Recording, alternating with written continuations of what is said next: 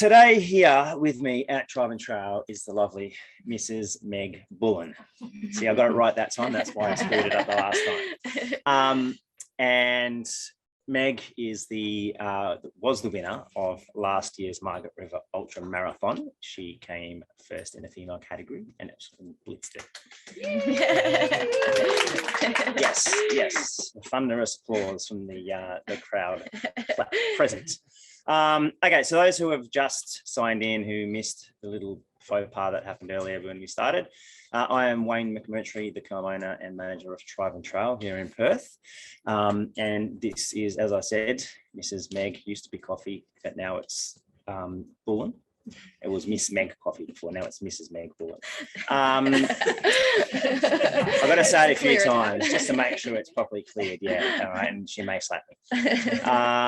So what we're going to talk about here today is Meg's reflections on the MRU from 21. And we'll also talk about some other things like having recently gotten married and a few of the other events that she's done and also got coming up. So yeah, basically we'll just get on with it. And yeah, if there's any questions that anyone has, feel free to ask in the chat group on the Zoom. And we'll also get some questions from those who are present here. Now, for those that are present here, we've got a pretty awesome little prize package that we're going to be able to give away. So the MRU crew have, or Rapid Ascent, I should say, have joined with us to give away a bit of a race day prize package for the people in Perth that are here and available to be here today. So basically that means they're going to get a whole bunch of cool stuff on race day. And yeah, if you get in and you're here from Perth and you can get in here early enough, or you send your mates in, they'll get some tickets and you just might win. It is obviously just for people who are running MRU. But because it's transferable, if you're not running MRU, you can give it to someone who is. Just saying. Okay. So yes, let us begin. So Meg, welcome. Thanks, Wayne. I should actually just look at the questions. I was going to just start off with something really random, but all right. So I've got a list of questions that I did prepare for Meg, and then we're just going to let the conversation progress from there, and we'll just see how that all happens. So Meg, what is your next race that you're looking at running? Yeah, so I'm training for Ultra Trail Australia at the moment, which I think is in 4 or 5 weeks. So over in the Blue Mountains, the 100K. Cool. Have you run that one before? Yeah. So when I used to live over there, I've done the 50 kilometers twice, which was actually my first ultra. And then I have done the 100 twice. But because of all the recent rain in Sydney, I think the first 50Ks of the race is pretty inaccessible at the moment. So they're looking at changing it possibly if they don't fix the course in time. So I have no idea really, but it should be fun. Yeah. Little side note, Meg and I actually met at at UTA a few years ago. Right. Was that 17 or I think 18? It was 17. Yeah. So yeah, we were just both running along and we ended up running together for a bit. And then when in the first 50. The first, yeah. And then when Meg moved to Perth, we kind of got in touch again, and yeah, next minute she's running ultra marathons and blitzing it in WA. It's bloody awesome. So that's pretty cool. So what was the last race that you ran?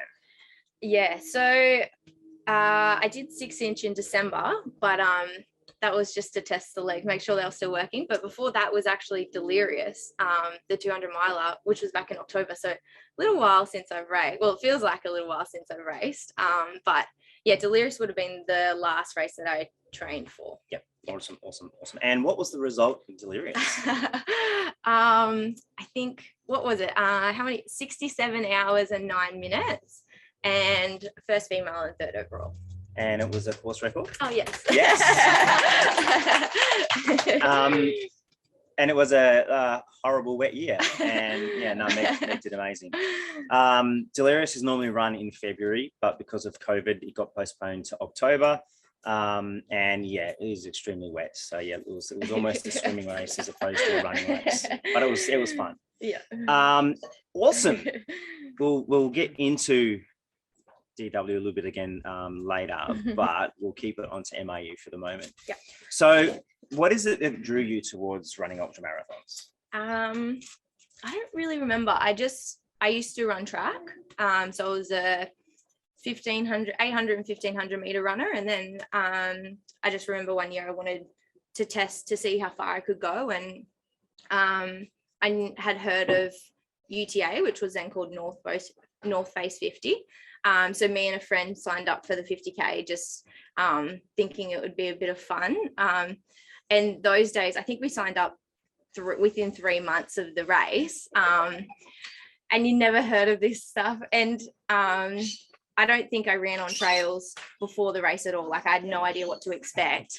I still had I had road running shoes. I expected to finish the 50Ks in about 5 and this is how naive I was. I expected to finish a 50K in the Blue Mountains in 5.5 hours. And I remember we got there on the Friday afternoon for Retro, and I was looking through the booklet they give you with all the records, and the female record was like almost 6 hours. And I was like, oh, I don't know what I'm getting myself into. And then, so yeah, ran the 50K, absolutely loved it. And then was just hooked and gave up track and just stuck with ultras and just wanted to see how far I could go. And I think that's kind of where I'm at now. I just want to see how far I can run. And then the other thing I love about it is that you're just out in the bush and you get to see places where no one else gets to go. And the only way to get there is on foot. And I think it's pretty incredible that your body can get you to those places. Yeah, that's awesome. So you were actually, because you won MRU last year, you got an entry to Surf Coast. Yeah. So you were unable to go because of COVID travel restrictions and yada yada, being in WA. Mm-hmm. So delirious was actually something that you hadn't trained for. And you're like, and how many weeks before did you change? I signed up 4 weeks before. Okay, so again, she signs up for things that she has no idea about and just goes in completely unprepared. 100 Ks versus 200 miles. Yeah, like she said, she liked seeing how far she could push her body, which is actually really interesting. Really, really interesting if that helps you understand Meg's mindset at all. And that really helps, I guess, us understand also what we're going to lead into next with strategy and how Meg goes into races and what she kind of thinks with that. So obviously most of the time Meg will try and plan the actual race and be, knowing what's going on well ahead of time.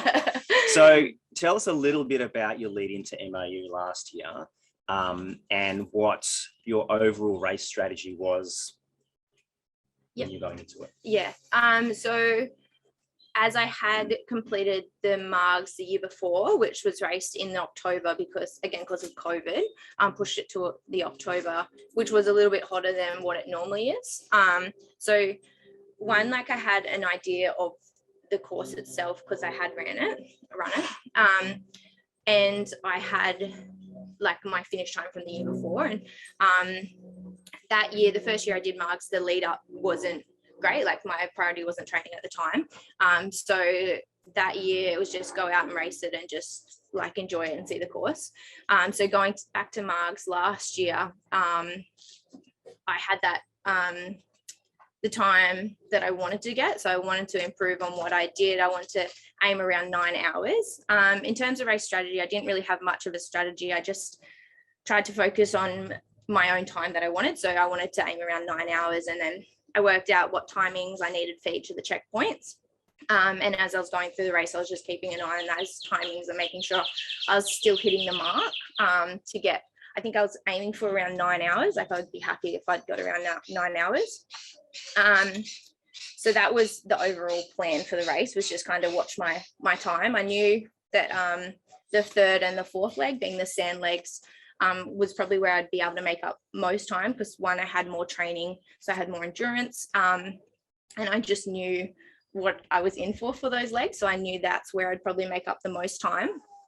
The other thing with strategy, I probably was just with all the experience with the races I've done, I knew that I just had to find that level where I had to push enough, but not push too much so that I'd be burnt out afterwards. So find that level where it's I'm pushing hard enough, but I'm able to sustain it for the whole race. So just listening to the body, and, if I was going up a hill and it was getting really hard, just kind of take it back, walk it, run it, and then go back to a run. So not much strategy, just kind of listening to the body and trying to stick with my plan of times. Yep.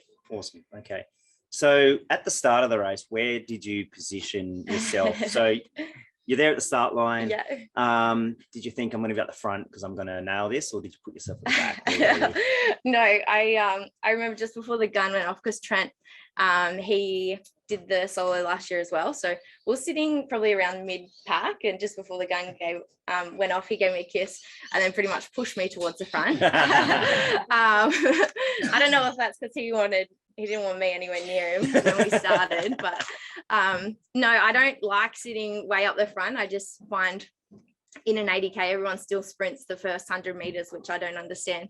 But I sat like a little bit back from the very front, and it just lets me get comfortable and get in my own routine for the first couple of kilometers. And Marg's, that first leg is quite wide. There's a lot of wide tracks there. It's really easy runnable stuff.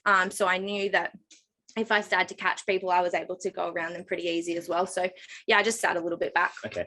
Where did you hit the first bottleneck, do you think, after the start? I don't know. Can't remember much of a bottleneck. I know the first year when we did run with the relay runners, there was a bit more of that bottleneck because we all started together and the relay runners all sprinted off.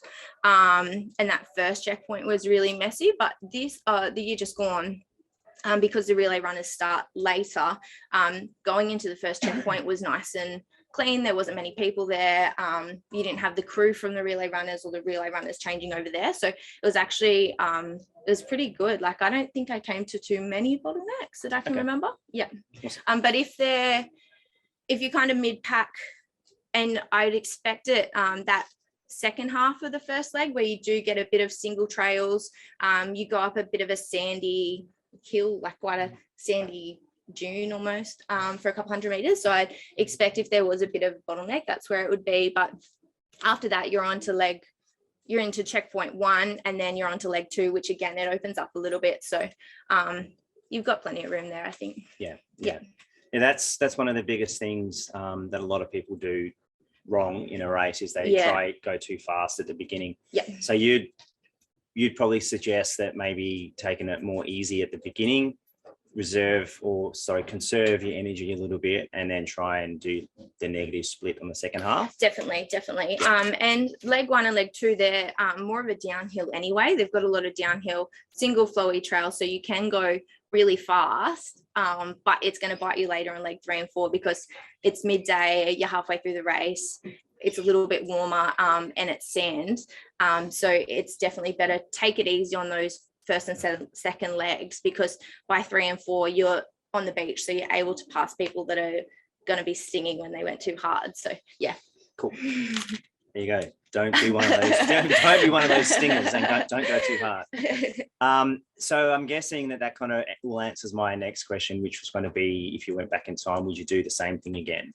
The way that you would seed yourself and the way that you do the first part of the race. Yeah, definitely.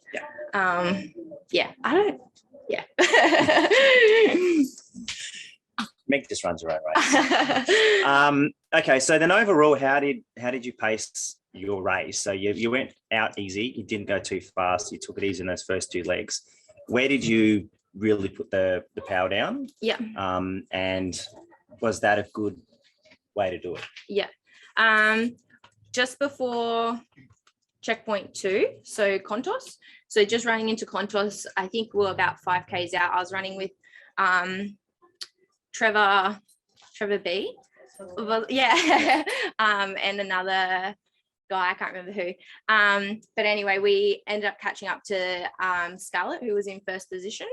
And Trevor wanted to really push, and I was like happy to kind of hang back, but Trevor's like, nah, let's go. So we kind of pushed from there, catching up to Scarlett. We pushed the last 5Ks into Contos, and Scarlett stayed with us. And then I was in and out of Contos pretty fast. And then from then, because I was quite close to Scarlett, I just wanted to make some ground. So I did push a fair bit then, knowing that the first half of leg 3 was on the trails before hitting the sand, I knew the sand would slow us down. So I thought if I pushed a bit hard, tried to make a little bit of ground on Scarlet, then at least the beach, there would be that bit of a break. Knowing also on the beach, like you can see other runners, which is also like a big motivating factor for a lot of people. So I did push pretty hard going out of Contos. And then pretty much it was just pushing the rest of the race. And I think that's also something that Meg tends to do. We were part of Meg's pacing team and crew at Delirious, and yeah, she's a formidable runner when she gets her eyes on the prize. Once she's got herself sorted out. I'm not going to segue into the bits where she wasn't quite sorted out yet. We'll do that soon. So what's slightly off the line of questioning, but do you think the training that you did leading into MRU worked well? And what do you think you might do differently if you're going to run it again? Yeah. I had a really good training block leading into MRU last year. We focused on a lot of speed work. So I was probably doing almost 3 speed sessions a week, being like specific interval training, but the intervals going up to like 2Ks, and then a lot of tempo runs or like long runs with a fast 5K in the middle of it. So getting your legs used to running with speed while they're still fatigued. And I think that speed definitely made an impact for me at Margs. I think it was 2 or 3 weeks before Margs last year, I did a 5K PB, which I never thought I'd redo my 5K PB from when I was running track. Like I never thought I could go faster than that, but I did, which was a surprise. And I think that was down to the speed work I've been doing. The tempo sessions I was doing them on road, and I was also doing them on trails. So actually getting used to running fast on trails and building that confidence with running fast downhill on trails, because that does make a big difference, I think, as well. I think leg 2 and leg 5 you've got those rocky sections through the sand. So building up like your footwork on those parts makes a big difference. And then especially leg 5, your fatigue as well. So just having that confidence it's just those little 1%ers I find. And then apart from the speed work, just doing a lot of back-to-back runs, like long runs, nice and easy, just to build up that endurance, I think helped. If I was to go back and do it again, there wouldn't be a lot I'd change really. I didn't focus a lot on sand running. It's not a priority in my training just because the risk versus reward. I just find that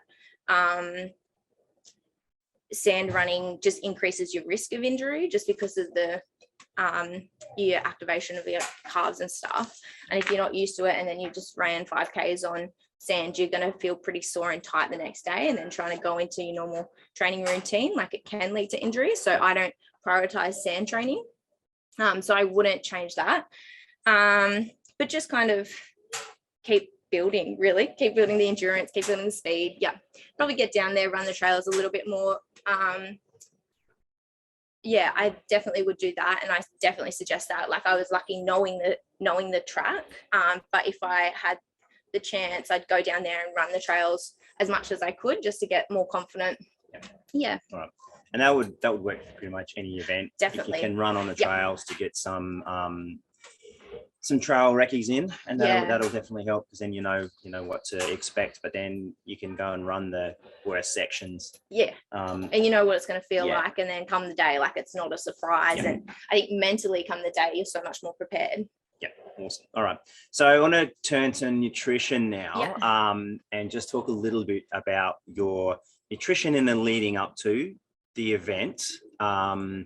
Generally, the couple of days before, you probably did all the wrong things, which is what we all do. Then we'll talk about the nutrition strategy during the event. We'll talk also about how you decided to not do any of that, because we always change our minds. And then your recovery. So let's start at the beginning. Yeah. What was your goal at the start for nutrition, and then what did you do wrong? So during the race? No, at the pre leading into, so leading into the couple of days, God, I can't even remember, but normally I I don't do big carb loads because I just feel too heavy. So what I aim to do is like make sure I'm eating like morning and afternoon tea, and that includes some carbs. So I probably normally do that anyway, but really just prioritize it leading into the race. I can't even remember what we ate the night before. I think it was like pizza from Cheeky Monkey or something. I don't know. Yep. We weren't very organized. Pizza from Cheeky Monkey and probably a couple of beers as well. Yeah, so leading into the race, I can't do the big carb loads like the big pizza. I did eat pizza, the big pasta meals the night before. But yeah, it's just the couple of days before, make sure I'm eating carbs, like I'm having enough to sustain me for that day, but also building that reserve for the race day. Because a lot of people don't remember that even though we're eating so much, you're still doing stuff on that day. So you need to eat more than what's required. Leading into the race, so probably race morning, I always have toast with banana and honey. Can't go wrong. And then, so I do that about 2 hours before the start, and then that 30 minutes before race start, I normally sip on like an electrolyte or a Powerade, just because the Powerade is easy to take. It's a throwaway bottle. If I lose it, it doesn't matter.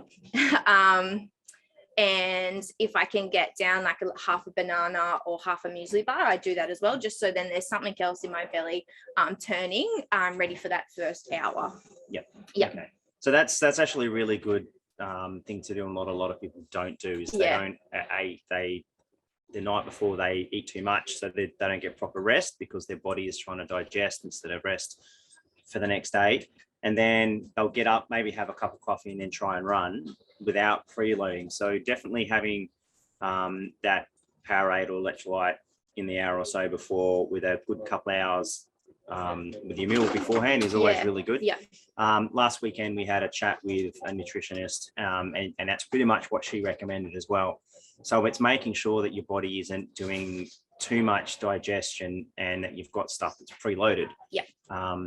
So that you can keep going. So yeah, that's excellent. What is your most go-to kind of run? Oh, I'm a bit of a jump arounder. Jump arounder, is that with electrolytes. I have used Bindi before. I've used Trail Brew, which is like a Gold Coast brand. But yeah, electrolyte I'm not too fussy with, so I just have whatever I can find really. And I find they all have a good amount of sodium and carbs. Like I try and find the ones that have a higher sodium content, so I get a lot of my sodium from my electrolyte drink, just so I don't have to try and make it up through salt tablets or whatnot. Awesome. And then so throughout the day, did you stick with your race strategy or your nutrition strategy, or did you just kind of find that it didn't work out that way? No, I stuck pretty closely to it. I've had I saw a sports dietitian a few years ago when I was in Brizzy, and worked closely with her to work out like race day strategy. So I have been working really hard on getting my nutrition right, as I do notice the difference it makes. So pre-race, I'll sit down and I write down what I'm going to eat every hour, and I work out and make sure like I know how many grams of carbs I have to eat per hour and how much sodium I need to get per hour. So I'll sit down and make sure like one gel is like 25 grams of carbs, and then I'm going to top it up with half a piece of bread with Vegemite. And I'll write all that down. And what I have found is that halfway through the race, I can't remember what piece of sandwich, if I'm eating a sandwich or a banana that hour. So I actually carry it with me. Like I just put it on a little piece of paper, put it in a little zip bag and put it in my top pocket. And I carry it with me. So if I need that confidence boost that I am eating enough and I'm maintaining what I need to energy output, I can just double check and be like, yep, no, I'm on schedule. I can keep going. I also, with my race bags, like my drop bags, because regardless of if I have crew or I don't have crew, I'll still do my checkpoint bags. And in my checkpoint bags is exactly what I need for that next leg. Normally an extra gel's in there just in case. And so when I run into the checkpoint, I just know I need to grab that. And then that's me for the leg, and I need to get through all that food. So I probably missed like half a sandwich or something, or half a banana here or there. I know. Maybe because I was going fast. No, I'm joking. I'm joking. But I'm normally pretty good, and I do like try and stick to it as much as I can, because I know like the output and the effect it does have on the race. Yeah. So you're pretty much always in a very, very, very heavy calorie deficit during an event. You can't eat anywhere near as much as what you're putting out. So you have to just continuously top off the tank. Yeah. And you practice that. So in all your training, you do the same thing? Yeah. I probably don't eat as much in training because I just get lazy, and sometimes it's like the night before and we've got nothing in the house, but that's why you go to Cheeky Monkey and have a pizza. My training is focused on the nutrition as well. All right, so then that will then help you avoid any stomach issues, gut cramps, and any of that. So did you experience any of that during the MRU? I still got cramps. I don't get cramps that often, but I did. I think the last 1 kilometer on the long sand section, I started getting cramps, which pulled me up a little bit. And I think that was just the effort, like you're halfway through the race, the effort that I was exerting on the sand, just kind of my body was giving me the signal to stop. So what I did, I just changed to a walk, and then gradually got back into a run. If I felt the cramps coming back on, just changed back to a walk, and just slowly that last kilometer of sand just took it like a little bit less intense, just give my body that chance to do a little bit of a recovery, and then it kind of stayed at bay for the rest of the race. So it was good. So definitely listening to what your body was telling you and how it went. So did you have any stomach upsets or anything along the way? No, nothing else. All right. So if you're going into it without having fully prepared, as in another runner, without having fully prepared drop bags or a fully down pat nutrition plan, were the aid stations equipped well enough that you could suffice to eat their food? I know, like I saw like boxes of lollies, potato chips are really good to get that sodium. I'm not sure what else they had, but I know they had huge tables and huge spread. I think if you're not sure what your body can handle, always take a little bit more, because you don't know how long you're going to be out there for. Like you could estimate it's going to take 3 hours, but if something goes wrong, you're out there for 3.5. So definitely always carry a little bit extra. And you never know, like everything might be going smoothly and you're actually able to get down more than what you thought as well. So that's always a bonus. So you can grab stuff and take it out with you. Like don't think they're going to say no to that. Definitely. All right. So was there anything during the race that you think might have either negatively or positively impacted the race for you? And did you have a fall or a stumble or climb up any trees during the MRU? No trees. Didn't get lost. I had a couple of trips just on rocks, no roots. I think in the second leg I fell, and then I think I fell again when we were on the beach, because the water level on the beach was actually quite high when we were going through. So we were up in the dunes, going on in and out of the dunes. So I fell on the sand, but nothing huge negatively affected the race, which was good. I had had just a really good day and nothing significantly went wrong. So what was the single most then positive thing that may have happened on the day that allowed you to have such a good result? I think it was so Trent and I were both racing the solo, and we had some friends down that were crewing us, and I think I can't remember what checkpoint it was, but it was further along the race, and like I asked them how Trent was doing, and they said he was doing well and he was enjoying it. So that was a good positive for me, and that meant I didn't have to stress about him while I was running. Is this true? Trent says that he had a horrible race. No, he loved it. He loved it so much he's going back. So awesome. And then I think pacing off Scarlett, because even though I caught Scarlett just before Contos, was still back and forth a little bit. She went past me on the beach, and And then each checkpoint I ran into, we were still there together. So we we're still super close. So even though sometimes I felt like she had gotten away from me, I just focused on my own race and stayed positive and focused on the things I was doing right, which like my training was right. Like I did everything I possibly could with my training. My nutrition was right because I had worked it out and I knew it worked for me. So just focusing on those things. And then every time I saw Scarlett, I was like, oh, I'm not as far back as what I thought. And then running into Gracetown again, like slowly just catching Scarlett the last kilometre into Gracetown. And then we ran into that last checkpoint together, just gave me that little bit confidence boost that I still had a lot in the tank and I could still push.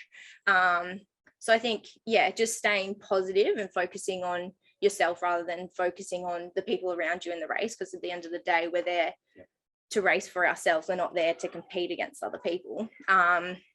And then, yeah, I just was lucky I had like some speed left and was able to push that last checkpoint. Okay, so when did you know that you had it? Probably crossing Caves Road and running down into the finish chute.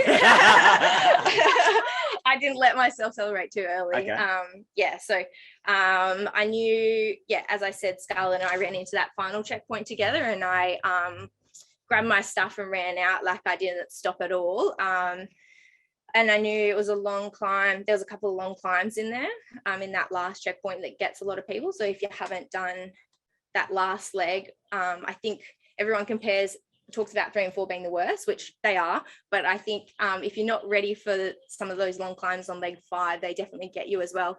So I knew there was some long climbs coming, and I knew, I had no idea where Scarlett was. I wasn't looking back, but I just had to stay positive and just keep pushing up the hills. And anything can happen in like the kilometre of finish. Like I could have tripped and broken my ankle. So I just kept focusing on what I had to do and keep running. And I think once I crossed Caves Road and I heard the little person with the stop go sign for the traffic said first female down, I'm like, oh, I think I have this.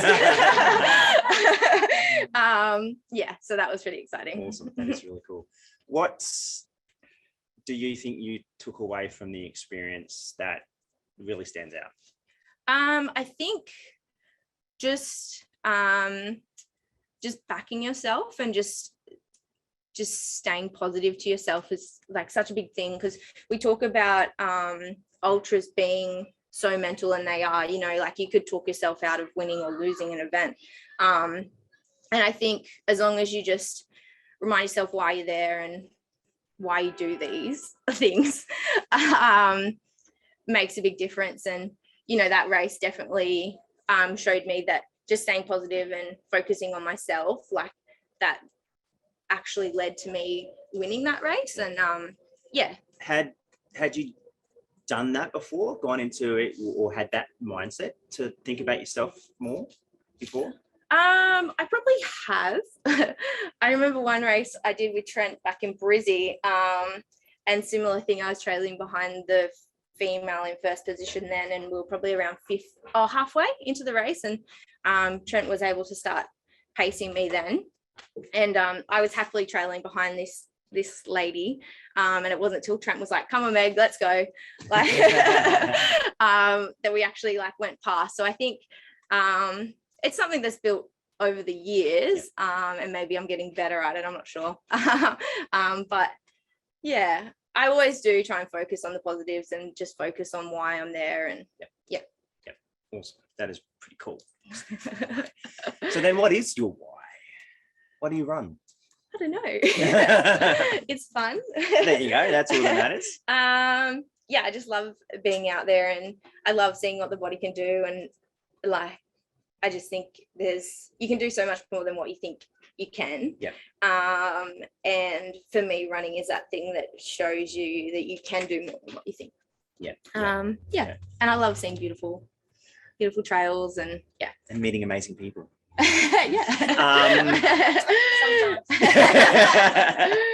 Sometimes those people just get annoying.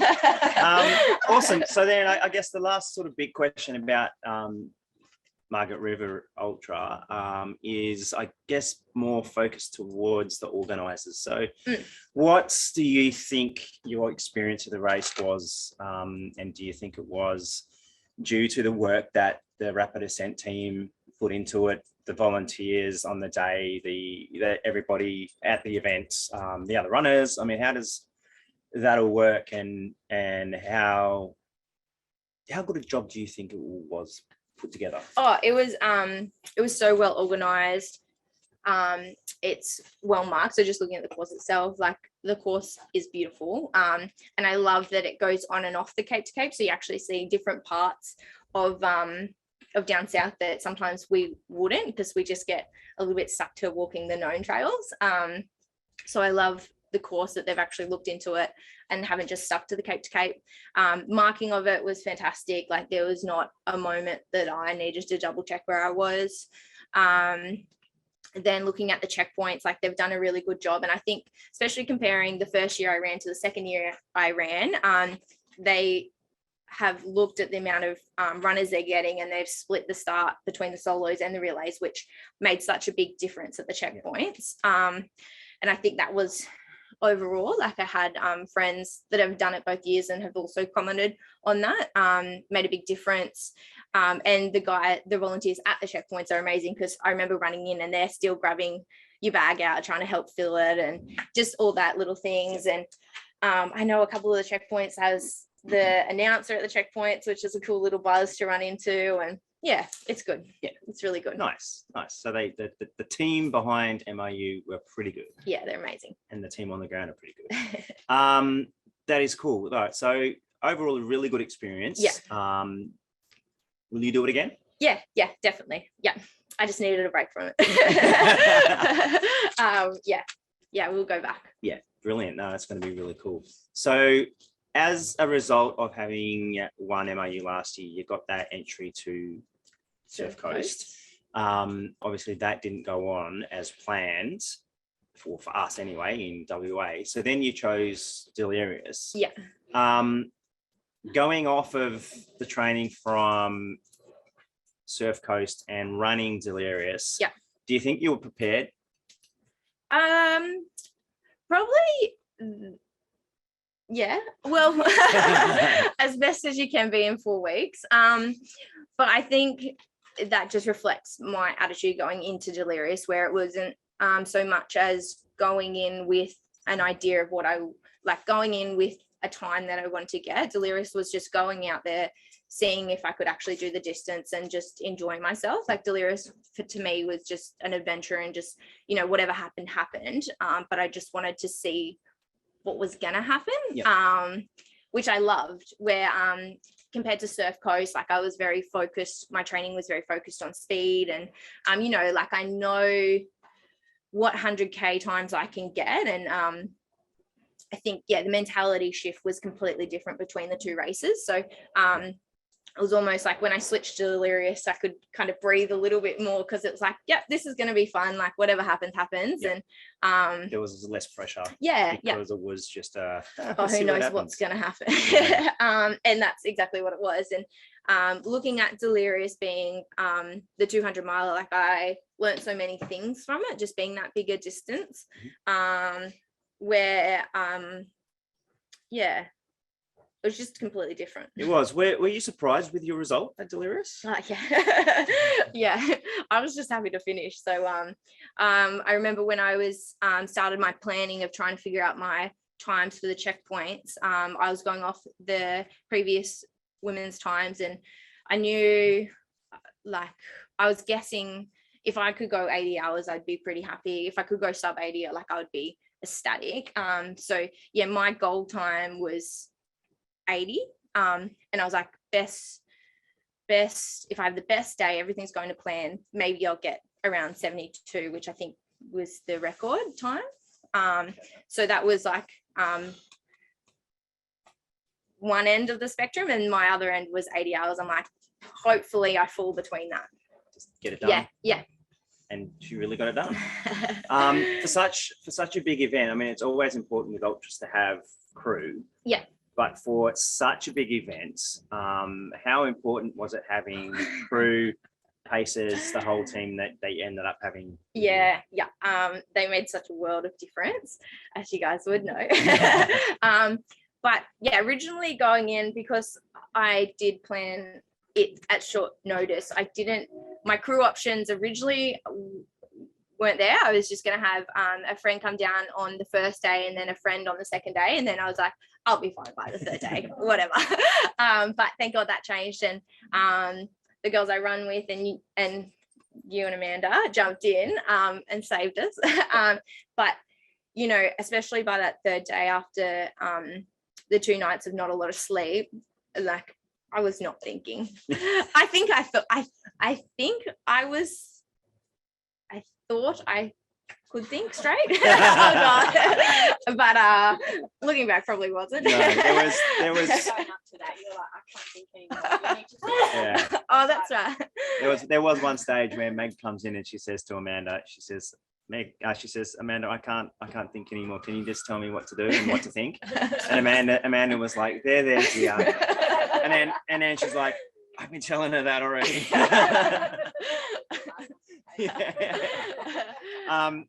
Meg was a pleasure to crew for, because she did what she was told. She didn't become one of those narky runners who sleep deprived and sugar deprived and their brain wasn't working. She was just still focused the whole time, and she really allowed the crew and pacers to lead her to get to where she wanted to be, even though Amanda did tell some lies towards the end about getting her to run quicker. But hey, she broke the record fairly well. So, tell us a little bit about the koala incident. Well, it was the first night. And I was like 5Ks from Mount Clair, which I think maybe was 110K mark, possibly, I don't know. And it was about the middle of the night, and I had been running on this fire trail, and then I saw a bib marker and it pointed straight, and there was just this huge puddle of water, which at that point I expected. But I was looking through, couldn't really make out the track on the other side, kind of looked like it went to scrub. So I spent 5-10 minutes walking around the puddle, like either side, trying not to get wet, trying to find the track, and it just didn't seem like it was going anywhere. So did a couple of loops, came back to the original marker, it pointed straight. I was like, well, it's got to be straight. So I went straight, kind of kept walking for a little bit, thought I was on a trail, but obviously it was just like kangaroo goat tracks or whatever. And then at that stage, I was texting my crew, Joe, who was at the next checkpoint. And she was telling me I was off track, and I was looking at the map on my phone, and I knew I was off track, but I was like, I don't know where to go. So I decided to start bush bashing. I thought if I just head, I think it was like left in a straight line, I'm going to hit the track eventually. So I'll just keep going. But the scrub was just so thick. I remember trying to push through these trees, and it was just pushing me back out. Like I just couldn't get through. The scrub was up to my knees. At one stage, I climbed the first tree I climbed to try and find the bib marker again, because I got to the point where I was like, well, I'm not getting anywhere. I might as well go back to the original marker. So I climbed a tree to try and find the reflection, and I stood on a branch and actually broke. So I fell out of that tree. But because of all the scrub, like I didn't even notice it. And then my phone was dying. I was on like 8%. And then I finally rang the race director. So I got onto Scott, and I told him I was lost, and he could see me, and he's like, yep, just walk 100 meters in this direction and ring me back and you should be on track. So I did that. I'm pretty sure I walked the wrong way, but my compass was telling me that direction. So I walked that way, rang him back. I had no idea where I was still. He was waiting for my tracker to update on the site they were using. And he said he'll call me back once it updates. And the plan was that I stayed still if I couldn't find the track and my phone had died. So as it was, he went to call me back and my phone died. Yeah, I thought I could keep walking and try and find the track myself, but I knew it was probably impossible. So rather than sitting on the ground, I just climbed the tree because I could sit in the tree, and I thought people would be able to see me in the tree. So I put my vest up, I had my headlamps on, and just sat there and waited for a couple of hours. And then I think after about an hour, no one had come, and I heard the other runners passing, and I was blowing my whistle and yelling as loud as I could, and it was such a weird experience because it felt like they were so close and I could just touch them, but I was yelling at the top of my lungs, and obviously they just couldn't hear me. And like you just hear these voices fade and you're like, oh no, I'm just here. So yeah, after a little while, I pressed the SOS because I was like, at least they're definitely going to come now, because at that point I still didn't know if they were actually going to come for me or not.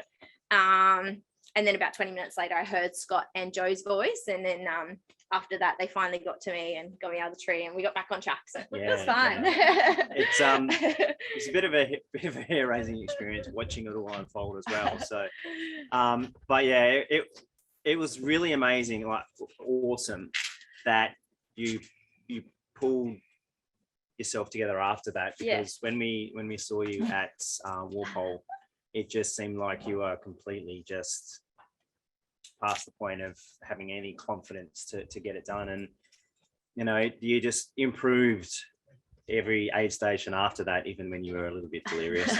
And you just didn't want to slow down. So I think that came about from your positivity and looking at this is something that you need to challenge yourself with, and everything that you spoke about with MRU, being focused and knowing how to work it, and your nutrition and having everything practiced, that, you know, did allow for that really good outcome, and that's really put you up on the map, so to speak, of trail running in WA. Everybody comes in the store and they're like, oh, what happened with Meg? What's going on? And it's such a good little story to tell about how, you know, we were part of her journey to allow her to get to where she did. So it was fantastic. So no, we're just super proud of what you've achieved, and that we could be part of it, and that, you know, Tribe and Trail and the community here in WA get to have you as a member of our community while you're here. Don't worry about that, Meg. So yeah, what I would like you to tell us a little bit about is what you've been up to in this last week. Well, we got back from our honeymoon last night. So we got married 2 weeks ago down in Bustleton, which was lovely. And then from there we had a couple of nights in Margs, a couple of nights in the Stirling Ranges running some mountains. And that's why you went fishing as well. So the mountains running was for Meg and the fishing was for yeah, it evened itself out. There was a lot of what's the word? Bargaining with our running versus fishing. But yeah, we went to then Bremer Bay and then a couple of nights in Esperance. So it was really lovely. Yeah, fantastic. So cool. I'm going to get my fiance Amanda to pop in and just give Meg a little something. Thank you. It's a thank you for her having come today and put up with me talking to her or with her, but also just to give our congratulations and love for what she's done with what she's achieved with Trents, and you know, finally getting married and making little work and fitting us into their busy schedule. So look, thank you very much. That's right. Thank you. We do appreciate it. Thank you everyone for watching online, the recording and live, and also everyone for being here. And yeah, we'll do the right. And yeah, so everyone that's here is going to now get to have the opportunity to have a chat with Meg and also have some sausages that have been cooked on the barbie, because that's the best way to, you know, fuel and do nutrition. You know, it's all the good stuff.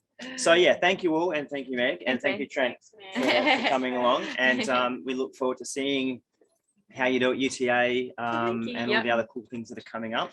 And yeah, thank you. Thanks, appreciate it.